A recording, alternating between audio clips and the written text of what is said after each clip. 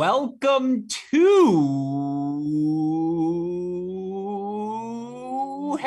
Great Shot.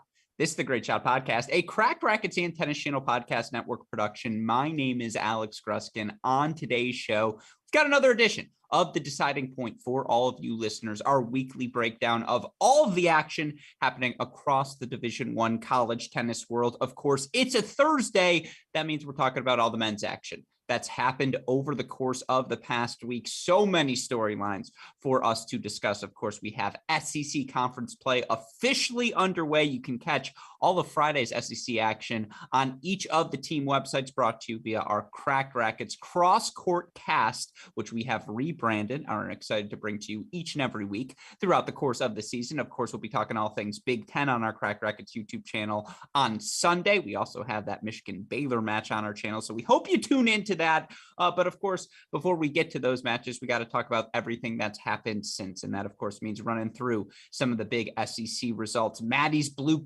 Blue Devils. There we go. Duke Blue Devils off to a thunderous start. I want to talk about the mechanics of that start, who's shined through for the Blue Devils here this season. Of course, got to talk about all the other results happening across the country, not just Power 5 non-conference action happening in certain parts of the country as well. We'll get into some of those results here today, talk about our Cracked Racquets top 10 poll, introduce a new segment. We're talking Crossoffs here at Cracked Racquets. Then, of course, we'll get into the week ahead as well. If you're going to cover all of those topics, if you're going to try and tackle the past week in Division I men's college tennis, there are only two people you can have join you on the show to help do that with. They've been joining me each and every week over the past 3.5 years here on our Cracked Racquets shows. And of course, we are so excited to continue to do that throughout this 2022 season. Let's start where we always start in our introductions. You know, our first co-host as your co-favorite writer on our website, crackedrackets.com, a former 4-star recruit on tennisrecruiting.net, a man who has no free time, yet still always manages to show up week in, week out here on this show. In fact, we are immensely grateful for it. It is our friend, Matt the Crack Stachowiak. Matty, hey, great shot. Welcome back. Have you caught anything at Indian Wells, or are you just out of the loop?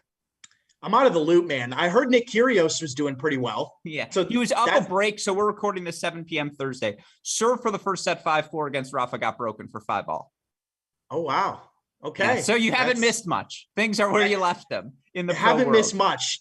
No, man. It's I'm glad to be on here with you guys. Look, I need to get caught up on everything that's been going on this past week. It's work's a grind, man. I've got a lot going on, but excited to chat some college tennis with you guys as always. Yeah, no, we'll do a little, it's a little tutorial for you here, Maddie, for you to play catch up. By the way, quickly, because it's a college tennis centric show, but I don't think I've asked you this question yet, and I don't care about our third guest's opinion. So I'm going to ask you before we bring him in. Alcaraz or Sinner? What camp are you in right now moving forward? Because that's the discussion we'll be having for the next 10 years. Oh, come on. I mean, Sinner was first. Like, I've always loved Yannick Sinner, but that's an unfair question, Gruskin. I'm not prepared to answer that right now. I really like both guys. I really do.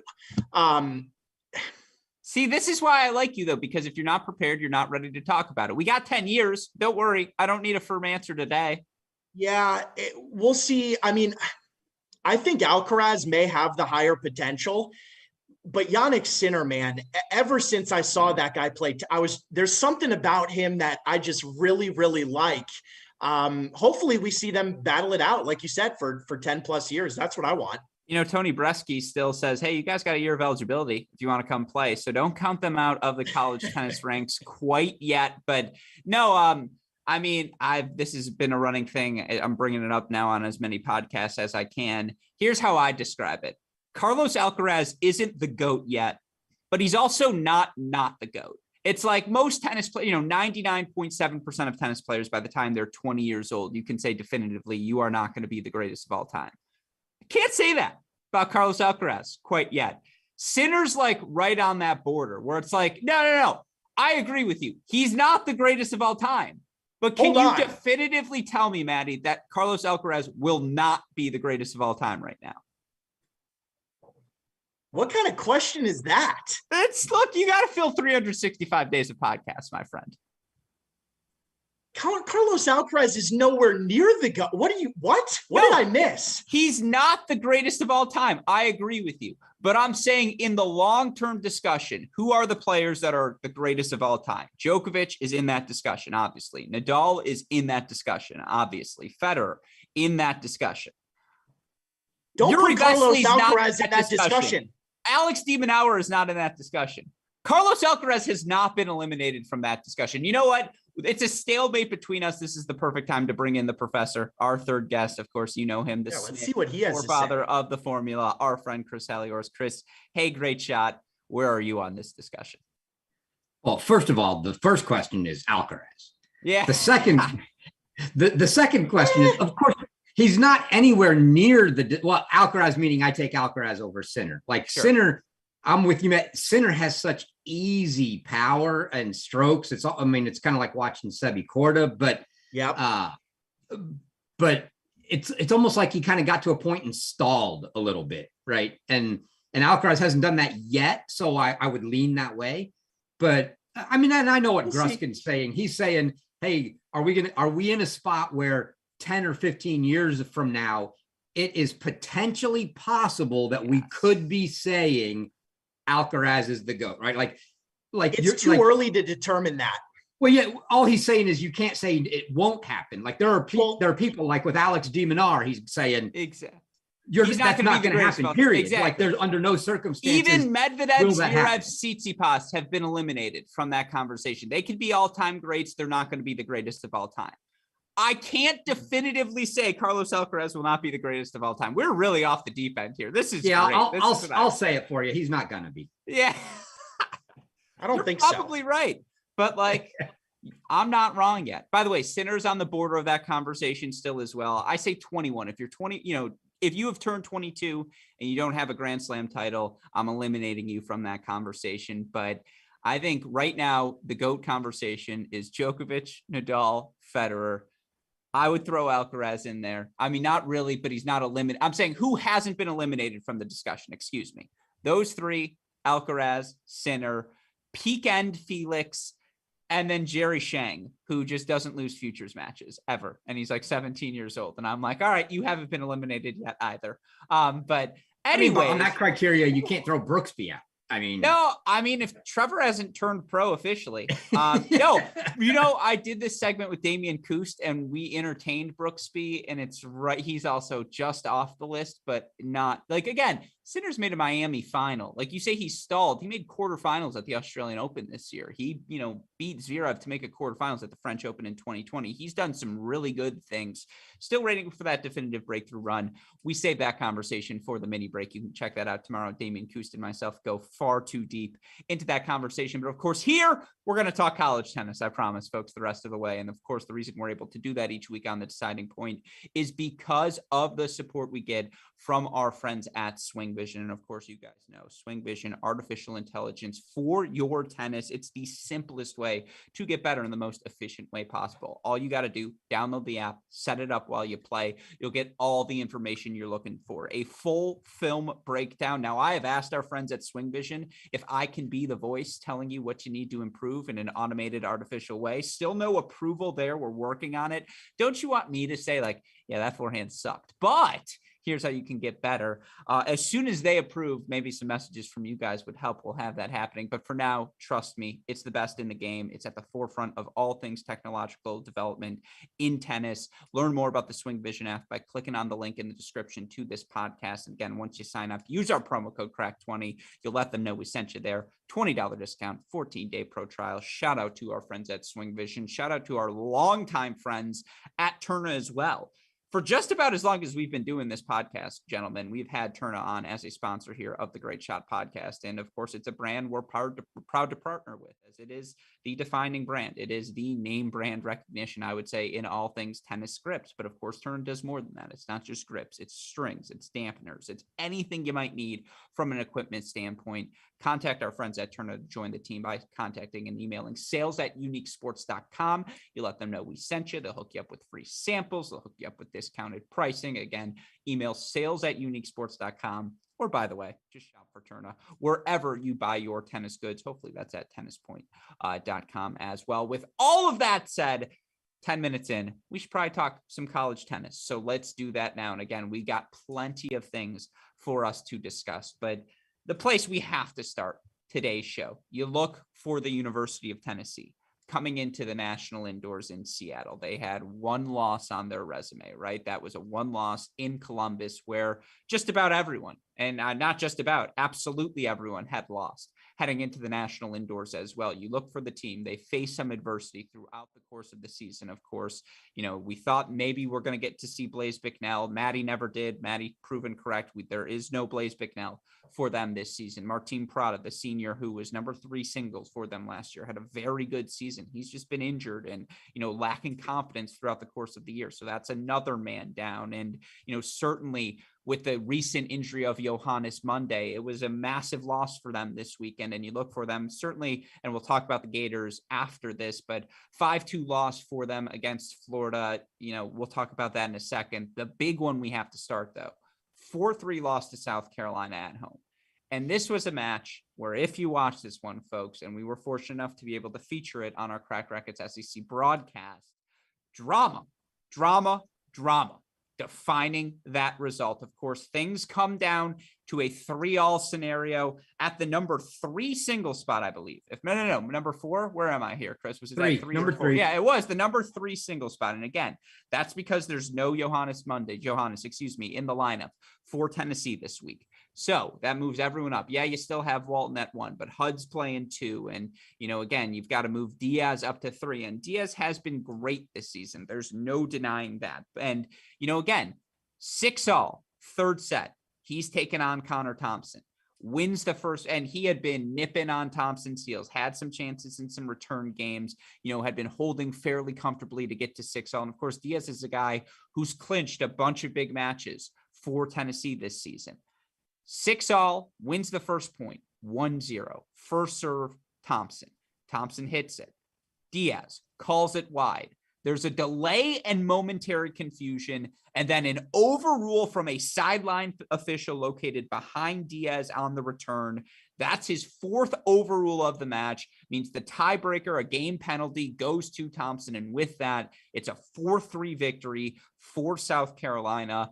I want to start with you here first, Chris, because I know you were locked into this match, and obviously you're our SEC guru. We talked about a lot of things SEC tennis in our weekly SEC show, which you can all go listen to on the Great Shot podcast feed, but we saved this Tennessee weekend because you look for Tennessee, again, for them to lose to Florida. I don't think there's any shame in them losing that match to Florida, but to lose at home to Tennessee 4-3 in the fashion that they did after taking the doubles point in that match, no Monday, and still, again, where should Tennessee be ranked right now? What is your reaction to their weekend?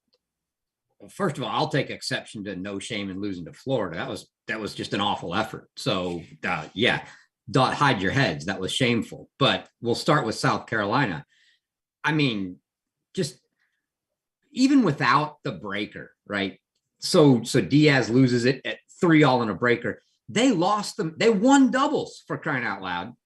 They lose 1, 2, 3, and 4. That's unacceptable at home against South Carolina. I mean, yes, they get their wins at 5 and 6. Just goes to prove I still don't think we've seen an answer from South Carolina yet at 5 and 6, if you will. We've seen flashes of Story being, decent and coming up big, but on a consistent basis, it's not, that's not their strong point. But for them to lose the top 4 matches in that match is just, and not even, not close really, right? Toby Samuel beats Emil Hud 4-1. Prada goes down 2 and 3. Look, I'll be clear. Prada shouldn't be in the lineup right now. He wasn't on Sunday against Florida, didn't deserve to be there against South Carolina, probably shouldn't be. Yes, we all know he was injured and he's coming back from an injury. Whether it's confidence, whether it's because he's just physically not quite there yet, he just flat out isn't as good as the next 6 best guys on that team, and he shouldn't be in the lineup. And until he can earn and prove his way that he needs to be in that lineup, he shouldn't be there. But for those guys to just go down the way they did from 10, the number 1 team and at home, just not a good weekend. Yeah. I would echo those sentiments. Here's the thing. So again, South Carolina's top four of Rodriguez, Samuel, Thompson, and Lambling have been the lifeblood of a team that is currently top 10 in the country and has, earned some really impressive wins throughout the course of the season, played a really good national indoor tournament. To lose top four to them is not completely unacceptable, particularly given the fact that they didn't have Johannes Monday and everyone's up a spot. Here are the two things where I would echo your sentiment, Chris, most importantly. A, you lose 3 out of the 4 matches in straight sets. That just can't happen. Especially, again, I think Walton was up a break, if memory serves me correctly, in that second set against Daniel Rodriguez. And Rodriguez is the defending NCAA singles finalist, and he's lost like 2 matches here this year, one of them to the number 1 player in the country in Ben Shelton. There's no harm in that loss there. And again, that's going to happen at number 1. That's the one I throw out. To your point about Prada at 4, I just think they outthought themselves. Why not play Mitsui there? And then to your point, Chris, given the struggles of Story, of Beasley, who have been fine, they've been solid, just not as strong as the top 4 for South Carolina. Don't you feel like you can still get wins with how well Harper's playing at 6? And that's a really good win for him. And he seems to be solidifying the spot right now in his favor. Or with how well Gannon's played at 5, or even maybe you play Prada at 5. Maybe you play Prada at 6, just put a little less pressure on him against one of the hosses. It's all of the above. I mean, yeah, with Emil Hudd's serve, you just ask him, get me to 1 tiebreaker, please, in one of the 2 sets you played. Unfortunate that he couldn't do that. But this team had the momentum. They took the doubles point. And just their guys showed up at the start of doubles, and then Maddie, they were gone in singles. Well, see, my perspective seems so much different than you guys. I didn't watch a match, so I don't really know what I'm talking about here, but I do feel like we're talking about 2 top 10 teams. They played South Carolina and Florida. These are very good teams. They didn't lose to some schmucks, right? I mean, we're talking about South Carolina and Florida. Yes, Tennessee was at home. You don't want to drop 2 matches at home in a weekend. Yeah, they're going to be disappointed by that, but there's no Monday. That's my question, guys. I don't know if you have any information here. How long is Monday out? That's a problem. Yeah, it's a couple more weeks for him. Okay, a couple more weeks. That's going to be a problem if he's out. I mean, so I want to lock in on that for a second, Maddie, and I don't mean to cut you off because you look for this team again and they're 5-2 loss to Florida. In that matchup, they end up dropping the doubles point, and, it's a pretty tightly contested doubles point, without Monday, and Monday and Wallner and, whether it was Monday and whomever at 3, you feel pretty good about that duo, and Monday and Wallner were undefeated to date. They dropped number 3 doubles without Monday, both matches. I think that's expected to your point. Mitsui and Hudd end up dropping a match to Riffis and Shelton. I do think, again, that says more about Florida, but you look for them in that match. They get a win again from Harper at 6 over Bonetto. So a good weekend for Harper. And I want you to lock in on that fact as well. Mitsui gets another win this time. He is playing the number 4 spot. It's Gannon at 5 who loses in 3 sets to Seymour. On the screen, if you're watching live, it says, where should Tennessee be ranked? And it's a 2-part question to you right now, Maddie. Given their injuries, where do you think they should be ranked, part 1? And part B of that question is, given those injuries again, are they susceptible? And you look at the Tennessee schedule right now, coming up this weekend, they've got Georgia on Sunday. Coming up after that, it's Texas A&M in College Station on a Friday, then LSU in Baton Rouge on a Sunday. Let's say Monday plays none of those 3 matches. Are they in trouble? No, I don't think so. I still think I'm fine, guys. My attitude for Tennessee is a little bit different. I think they're a top 8 team. In fact, in my rankings, I think I had them at 6, maybe 6. But that's lower than they've been. That's the first time they're outside the top 3. Right. It's lower than they've been, but we're still talking about a really, really good team here. I think they could potentially, I think those 3 matches that you just listed, Gruskin, they for sure go 2-1. Maybe they go 3-0. I think they could potentially go 3-0 even without Monday in all 3 of those matches. I do. I think Tennessee is going to be just fine. When he comes back, look, they're fine. They had a rough weekend, but they played some quality opponents minus their best player. I look at Monday as arguable. I mean, you can debate Walton or Monday. I think they're missing their best player, and they lost to 2 top, 6 teams in South Carolina and Florida. Not worried about it. And it was fluky. The South Carolina match was fluky. They got defaulted out of the match. I mean, what happens if Diaz doesn't get overruled? He could easily win that. And now all of a sudden we're going, oh, Tennessee goes 1-1. They beat South Carolina. They lose to Florida. So what? I think we're blowing this out of proportion. I think the Vols will be fine. So, Chris, Scotty B in the chat beat me to the question, and always great to hear from you, Scotty B. I appreciate you tuning into this and not Kyrgios Nadal. He asked, is Tennessee in trouble in terms of a top 8 seed? Is it must-win mode for them? And here's the thing. They've beaten Baylor. They've beaten South Carolina. They've already beaten Texas A&M, who even if they lose 2 there, it's fine. You got to win over them earlier so it doesn't kill you from a rankings perspective. Are they in trouble at all from a top 8 point, or are they still pretty comfortably sitting in there? Well, without barring any more, So if they lose to Georgia, let's say, without Monday. To Georgia, probably not. Georgia picked up a couple big wins, and they're going to be highly ranked. If they lost another match to, say, A&M, that would hurt. I mean, A&M's not going to be a top 15 team. So that's going to drop a few points for you. But yeah, lose a match to Georgia, who's going to hover in that 10-ish range, give or take. Not overly critical. I don't think they're in a world of hurt just because of the big wins they have right now in terms of a top 8 seed. Now, you're only talking 8 spots, and a handful of them are probably definitely spoken for. So a big run from somebody could, put a little pressure on them. But I don't think it's that. I would just be much more worried about, and like Maddie didn't get to watch it, right? So, and he said, hey, he didn't see. I didn't like what I saw from these guys. Yes, they were missing Monday, and especially in that Florida match, I feel like they're too reliant on you. You can't be reliant on, hey, our sophomore stud, we got to have him or we can't win. And that's what I felt like the attitude was. They made a big push in that Florida match to turn a bunch of matches into 3-setters, and then they just quit and went away. At one point, Maddie, in the 3rd sets against Florida, Walton's down 4-love, Diaz is down 4-1, Connor's down 4-1, and Emil's losing straights, and he's down 5-2 in the second. They just died. And it wasn't, the Tennessee teams you're used to seeing are guys that sit out there all day, play matches, make a million balls. That wasn't them. They didn't put that out there. They just faded in the 3rd set against their biggest rival, the one they love. Everybody remembers the big chomp from the 2019 season, and they just quit.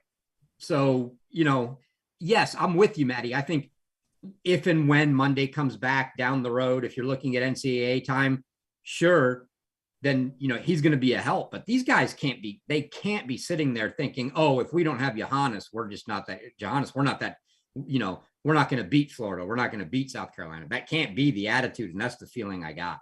Well, that's fair. And hopefully they learn from this then. Hopefully they learn from this past weekend and realize, okay, we got to step it up. But they're undermanned. Without Monday against Florida, I'm sorry, you're undermanned. It's going to be tough to win that dual match. It just is. Yeah, here's the slight. How about this? The reality is, if we go off of this weekend's results, you can't win without Monday. That's what we learned this weekend. And I do think glass half full.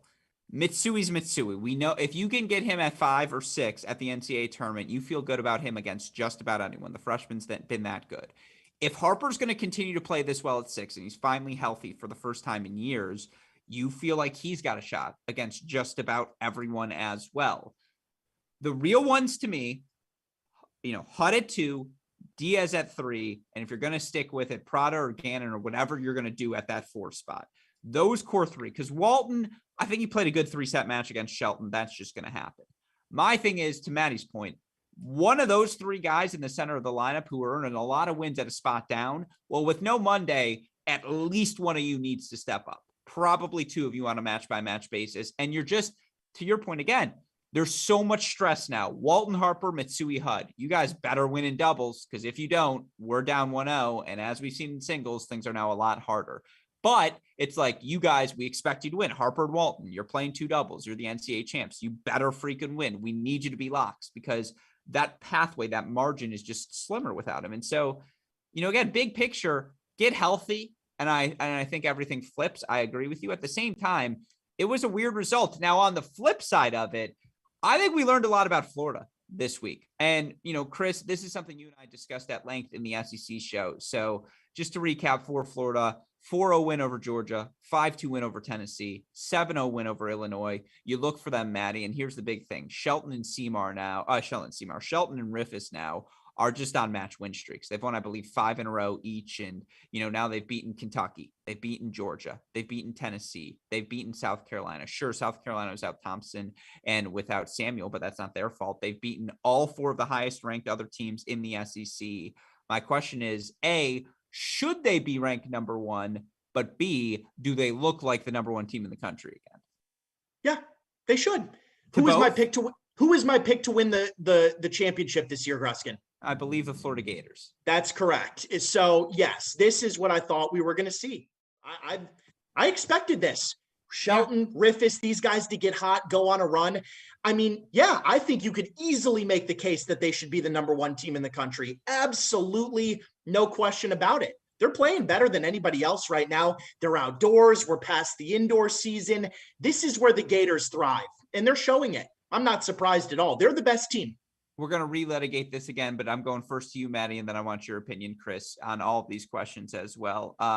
Seymour, Bonetto, and Goodyear. Who are you playing come crunch time right now? So Seymour, Goodyear, Bonetto. At 6? 5 and 6. Those are your 3 options. Probably Seymour and Goodyear.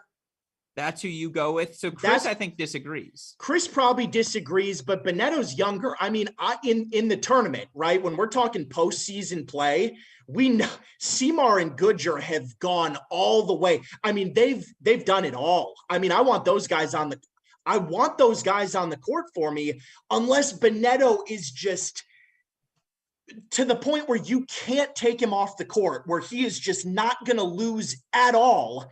And I believe he did just lose to Pat Harper. Correct. Was it? Yeah. So, give me Seymour and Goodyear. When the chips are down, I'll take those 2 guys at 5 and 6 and roll with it. Chris? Oh, yeah. Yeah, no chance on Goodyear right now. I mean, I want to play him. He's just not been good. I mean, what you told me the other night. I don't know when we did that. Last night, did we do that, Gruskin? Yeah. What's his record on the year? It's, I think, 4-3 or 4-4. Okay. Yeah, okay. I thought he'd even played more matches, but it's right around 500. He's just not winning, and maybe that included the fall. That what you gave me, Gruskin. I thought it was more like 7-7 or 8-8 or something like that. But regardless, yeah, I can't play him right now, and he just he got absolutely manhandled by Lapid at Kentucky. He's not been good. I would like to we all remember the undefeated season last year at 6, and that's the Goodyear you want. And if that's the guy that you Goodyear, quick update, 2-2 dual match season, 8-9 overall on the season. You're right, Chris. 8-9. Yeah. He's lost 9 matches this year. He lost 0 last year. Yeah. I mean, and he's got a losing record on the year. And let's be clear, they don't play all top 20 teams all year, right? So, I mean, some of that was fall play though. I want the Goodyear that's, if you get 80% of the guy that was there last year at 6, you're probably playing him, but it's just not there right now. So right now I'm playing Bonetto. Now I'll agree. Bonetto's even, I mean, with the serve and volley game, he should be even better indoors. So that's a little disappointing to lose indoors, to Harper, but yeah, I'm definitely either way. I think what it sounds like is Maddie and I are both in agreement. We're playing Seymour either way. And now we're down to a question of, are we playing Goodyear or Bonetto? It's not, we're playing Goodyear and Bonetto and Seymour's out. Seymour's in, and we're playing one of those two. And I think you've still got Abdullah and you've got Greif on the bench as well. And now that the meat and potatoes, of the season is done, that they, or the big names, Georgia, Tennessee, South Carolina, all out of the way now, I expect Coach Shelton to experiment. Well, yeah, I mean, the SEC's over. Yeah. I mean, let's be frank. Florida starts the year with the other top. We had a tier of 5 teams at the top, and it was really Florida, Tennessee, that we thought were the top 2 and then a tier of 3, but they start with the other 4 and they've beaten them all. It's done. They're going to run the table. Even if somebody jumps up and bites them, they hold the head-to-head over whoever they end up tied with. So, I mean, the SEC's done, and yeah, they get the opportunity to figure out what they want to do at that spot. And to your point, yeah, Coach Shelton, Coach Stump, they can play musical chairs if they want.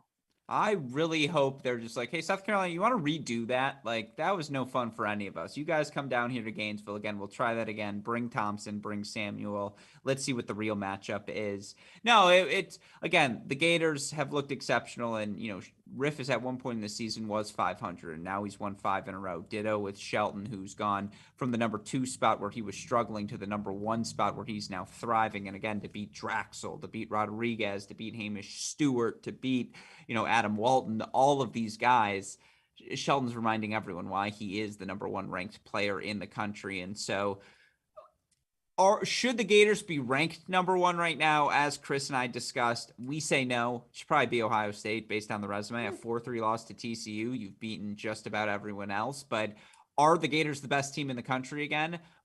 All 3 of us agree the answer to that question as of right now, certainly again, wins over Kentucky, South Carolina, Georgia, and Tennessee. The answer to that question seems to be yes. By the way, you say Coach Stump, Coach Shelton. Don't forget Coach Perlman, who is by far the best of the bunch. That's my guy, of course. But no, look, Gators, tremendously successful SEC weekend. That's enough on that conference, though. Let's go to a topic near and dear to Maddie's heart. And Maddie, can you stand once again? Because I got to see that logo on your shirt one more time. Duke men's tennis. Not a school we spend a lot of time talking about here on this show. Well, guess what? The Blue Devils, they have had themselves a time. And as you look here for them, you know, we talk about that group of 5 in the SEC. Well, we know Virginia, Wake Forest are the top 2 in the ACC, but there's a group after them, Miami, UNC, Florida State, Duke, you know, who is the best of the rest in the ACC conference this season? Can any of those teams, NC State, secure, you know, top 16 seeds come the NCAA tournament? I think Duke is the closest of the bunch right now. And you look at the Blue Devils over the past week, 4-3 win over Florida State, 4-2 win over Miami, and then most recently, and maybe even most impressively, they earn a 5-2 win over the Duke Blue Devils yesterday. You look for this Duke team overall on the season, Maddie. Again, they're 11-4. Overall here this year. You look at who the losses are to in dual match play, nothing to, you know, bat an eye on. 4-3 against South Carolina, 4-2 against Kentucky. Now the 4-0 against Virginia, I'm sure they'd want back from a result standpoint, and certainly 4-3 at Northwestern, given Northwestern's recent struggles over the past week. That's probably one they want back, but nothing I've said is disqualifying from a top 16 seed, in my opinion. And they have beaten, again, here in the ACC, that next tier, Florida State, Miami, North Carolina, all victories they've locked. They're at NC State April 15th. That's a fascinating match. And I think for a top 16 seed, they probably have to win it. But I think this team is capable of doing it, Maddie. Yep, they are. This is what I really wanted to see out of the Blue Devils. Remember, guys, at the beginning of the season, I said, watch out for Duke. This is a different team. I really felt like this was a year where they had an opportunity to make some noise, because the ACC is it's not the same ACC as it typically is, where Carolina is such a, you know, a top 5 team and all of that. So I knew they would have this opportunity.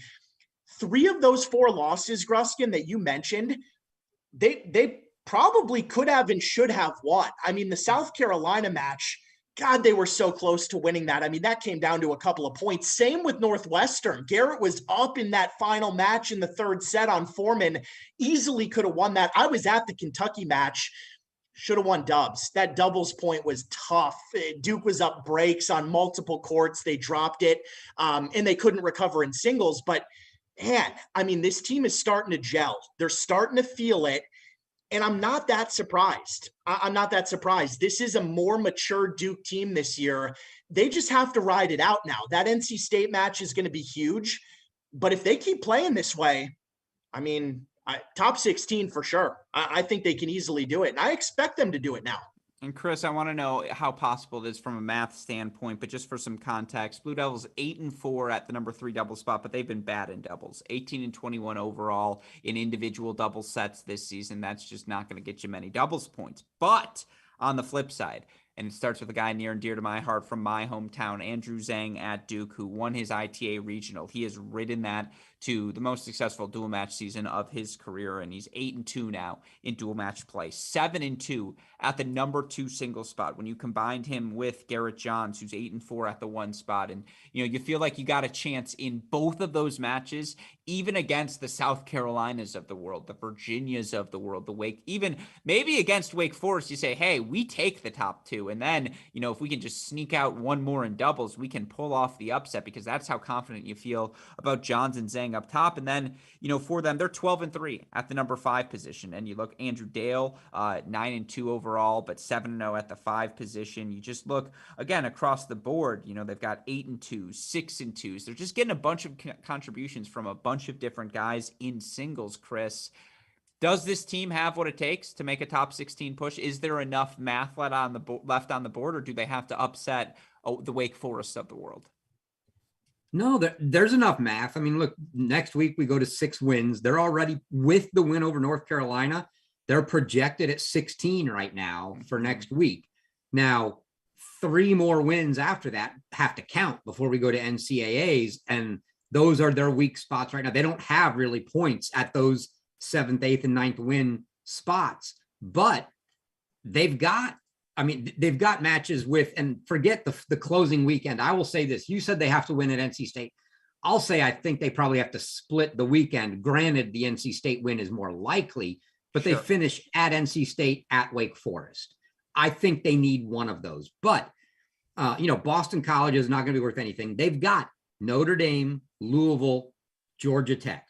3 matches in a row. And a conference tournament where you could beat a Florida State again, or beat That's a what Miami I was going to say. Yeah. Yeah, exactly. Yep. But even those Notre Dame, Louisville, Georgia Tech, all 3 of those teams are worth points. Look, they're counting wins right now, even in their good wins that are 20-some points apiece over Liberty and over Illinois that are, 68, 69. And it's got them there. So, and all 3 of those schools I just mentioned are all 3 ranked better than that. So the math is there. And here's what I'll say. If you look at the rankings, you look at next week's projected rankings up through about 12, you feel pretty solid that those teams, which right now, finishes like Michigan, Texas, Stanford at 10, 11, 12, you got to feel really good that those guys are not going to fade out of a top 16 spot. But after that, 13 down is all up in the air. I mean, you've got Harvard, who is up in the air just because they've got the Ivy League, and it's the opportunities for huge points aren't great. They're gonna have to win something there.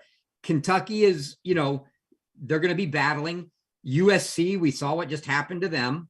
Then Duke, then Northwestern, Columbia, who just lost to USF, Pepperdine, Texas A&M. None of those schools jump out at you as, oh, there's no way they're gonna finish in front of them. Yeah, I would agree with you there. And look, Manny, I want to give you the final word on this team, but I have been perennially tough on this program because they have underperformed. It's been about a decade since they've reached a Sweet 16, or there might have been one thrown in there in the mix in like 2013, but this is a team that has not had the success to the standard that you would expect. And here's why I'm so tough on them, because any recruit you see go to Columbia, any recruit you see go to Harvard, which have been top 16 teams perennially now over the past 5 seasons, 10 seasons, all of those recruits are kids they're stealing from Duke. And maybe that says something about my background, but having been to the Duke campus, the name brand that is Duke, they should just be a top 15, 16 team every year. They should be hosting NCAA regions. They should be hosting kickoff weekends. They should be in the mix with just, again, given the background of so many tennis players, the academic background so many of them come from as well, Duke being the Power 5 option of an Ivy League, you should clean up on all of those kids. You look at Harvard's success this year, why is that not you right now? It defies logic that they haven't been on this level perennially, but now they're getting closer. Like, again, this Duke team has depth. They have talent everywhere.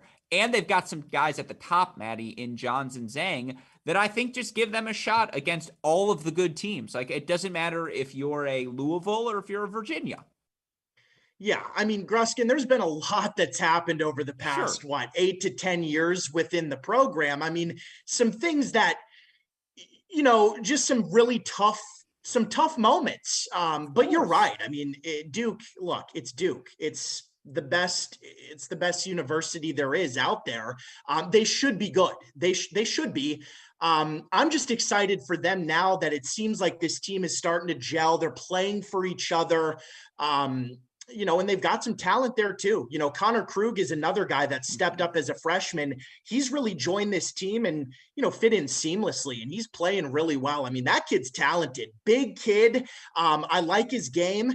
There's a lot of good pieces. And if they can figure it out in doubles, I think we've seen a few lineup switches now with the doubles teams. So we'll see where that goes. But no, I think they take care of business. If they beat who they're supposed to beat, I think we see the Blue Devils in the top 16 to finish it out. It's going to be a fascinating storyline to watch. Well, last one for you before we get to our good win, bad loss segment. Let's talk Texas men's tennis, something that is near and dear to our heart after the relationship we had with them last season. 10-1 were the Longhorns in 4-3 matches. But, again, we're back, folks. 3 4-3 matches from the Longhorns over the course of the past week. They earn a 4-3 win at Texas A&M, a match that sees them lose the doubles point, lose a bunch of first sets in singles as well. Ultimately, even without Pierre Bailey, even without Cleve Harper in that match, Chi Huang, Evan McDonald step in. They get the job done 4-3. They then play the Buckeyes, again, without Bailey, without Harper. They push that match to 4-3. Ultimately, a 4-3 win for Ohio State, clinched by J.J. Tracy. But, again, outdoors, they're pushing the Buckeyes to the brink. They then drop the doubles point in Los Angeles against USC. They earn a 4-3 win over the Trojans. And, again, I believe, if memory serves me correct, that's an NCAA quarterfinal rematch from last year. I believe Texas knocking off USC. It came down to Harper and Fry at 4 singles. How could I forget that match? It was such a fun one to watch. I guess my question to you, Chris, are the Longhorns back? Can this team, despite all the injuries, Spizzirri doesn't have a wrist, we're not seeing Bailey right now, Harper's shoulder's messed up, they're banged up. They have to flex. We came into the season saying, well, in a pinch, the good news is if Spizzirri's not healthy, Chi Huang can fill in. Evan McDonald can fill in. Well, they're filling in. And it's like this team, despite an atrocious surface level record, they're right around 500. They're going to be a top 15 team in the rankings right now. And again, eye test wise, Chris, I still think they're up to the test. Like, I still think this team can absolutely win it all. Oh, well, I was with you till you said that. I mean, okay. In their current state? Yeah, exactly. No. I'm saying they're still in the mix. And why is this good for them? It's because Bailey's injury it doesn't sound like it's too significant. Harper, I'm a little more concerned about. Spizzirri, who knows what's going to happen with the wrist. Let me say it like this. If Spizzirri's wrist is their only injury, can this team win it all? I mean, if my mom had male body parts, could she be my dad? I mean, come on. You can't ask that question. It's not their only injury. Okay, so then what's your takeaways from this weekend? What do you take away from, again, a 2-1, 4-3 performance? My take is Texas is capable of playing with anybody, but there's no way that lineup can win 6 matches in a row in the NCAA tournament. I mean, they can play with it. They're back. When you said, are they back? Yeah, they're back to the point where they can play 4-3 matches like they did last year, but trying to pull off a 4-3 match every single match along the way is going to end like it did last year, where you just don't make it all the way. I mean, they can jump up. Can they jump up and beat anyone on any given day? Absolutely. It could be Florida. They did it at indoors, right? Mm-hmm. But are they going to beat, they're going to get into the round of 16 and beat a Florida and then beat a Baylor and then beat whoever's next, a TCU, and go all the way doing that? No, I just don't think that happens. It's, they absolutely have to get healthy. And Spizzirri, right? I mean, I think we're probably all agreed. Spizzirri's he's playing with his wrist the way it is. It's not getting better. That's what it's going to be for now. So no, granted, it needs to get better. He's being very successful doing it, right? He's beating guys playing that way. I'm with you. I'm a lot more concerned about Harper being able to be healthy, given what that injury is. Bailey may be back. But yeah, I think what I see is they can, it's so up and down. 4-3 over A&M, 4-3 over USC. And that's how thin the margins are in college, Gruskin. We were at two different occasions a point from losing 4-1. Yeah. Bradley Fry had a couple match points when they were up 3-1. Didn't get them. It goes to 3-2. They then close out the 3-all match and bring it all down to the last match on. So we could have been sitting here talking about a 4-1 loss. That wouldn't have made the match any, further apart than it was, or any closer than it was. It was a tight match regardless. But that's how thin the margins are. I just don't think that this team is going to be able to do that 6 times. I'll give them the first 2, right? You get past the first 2 rounds, you get to the round of 16. I don't think they can then go run 4 in a row against really quality teams at that point the way they are. And I don't see them getting to the point where the entire team's healthy. Yeah, I think that's fair. I would say this. Eye test wise, and I mentioned this before, in Seattle, they've got it. If they are healthy, if Harper's playing at 6, if Bailey's in the lineup, even if it's just the Spizzirri wrist, I'm not crossing this team off yet. And keep that phrase in mind as we get to a segment later. But I refuse to, because they're winning matches like this even without the full complement of the roster, and that speaks to the talent they have everywhere. That speaks to, what if Walby gets his act together and now he's playing 5, and now it's just you're in trouble. Again, that they're able to pull out 2 of these 3 wins, impressive. Quickly on the other teams here in this section before we move on. We agree USC's a year away, right, Chris? It's just this year's teams played a lot of good matches against a lot of good teams. And, again, if you actually look to who they've lost against, there's not a, Pepperdine 4-3. I don't think that's a bad loss. Certainly that's one they'd like to have back. But this USC team, as good as Dostanek is, and for him to beat Braswell is playing as well as anyone right now. So the Dostanek train, we keep rolling on. I just think they're a year away. There's a lot of freshmen, a lot of sophomore. Give them all a year to take some lumps. Yeah, I don't feel any differently really about USC than I do about Texas, for different reasons. Texas is just not super, super healthy, but I kind of feel the same way. On a good day, they can jump up and beat anybody, but are they going to do it all the way to the finals? No, I don't, yeah, like you said, Mac, Marek, they need another year in them. Yeah. Maddie, you're shaking your head in agreement? I do agree. Yeah, this is USC is not going to, no chance of them. They're not a Final Four team. They may not even finish in the quarterfinals this year, but they have talent. I mean, I'm looking forward to seeing the Trojans over the next few years. They're going to be a factor, but not this year. No, it sucks. Not to win it all. Yeah, I don't think so either. I think quarterfinals is definitely in the realm of possibilities. Quarterfinals potentially if they get ceiling hot. Outcome, right? Yeah, exactly. Yeah. Well said. And then when they make the quarterfinals this year, then going into next season, when they bring back everyone, it's well, wait a second. Now this team's in that national championship conversation. Buckeyes, 4-3 win over Texas A&M outdoors. We saw a lot of Luchanig action, and Luchanig actually gets a win over Texas. And he's been the butt of a lot of jokes here on this show. We should give him some love for earning the victory. But, we saw Luchanig in at 3 doubles, Boulay out in that spot, and Kingsley and Tracy up to the number 2 spot where they remain undefeated, flipping that doubles point, which proved critical. I mean, they've answered the first 2 outdoors tests. Now, again, it's going to get tougher. Certainly, they've got Michigan on Friday. Going to be interesting tomorrow. If that match is indoor or outdoors, I think it's scheduled to be indoors, but we'll see what happens. But Chris, any additional thoughts on Ohio State, or still, again, we know their strengths. Yeah, we know their strengths. I'll throw in. You mentioned the Luchanig making the appearances in singles as well as doubles. A good trivia fact that I'm sure most people don't know: Andrew Luchanig, 701 in the world in doubles. Yeah, because he won the Challenger title in Cleveland, albeit with that big run in the Challenger. Or they made the final. Excuse me, made the finals. Yeah, Trotter. I think they made the finals at Columbus and lost. But yeah, I mean, he can obviously play some doubles. So can you imagine how good? By the way, Pepperdine 4-3 win over Harvard, according to Scotty B. That's a good victory for the Waves. And again, I don't think a bad loss for Harvard either. They've split 4-3, tight decisions here this year. I mean, Luchanik and Trotter, you have a team that made a Challenger final, and you're like, yeah, we're going to throw you at 3. Like, that's a pretty good luxury if you're Ohio State. The last one would be A&M.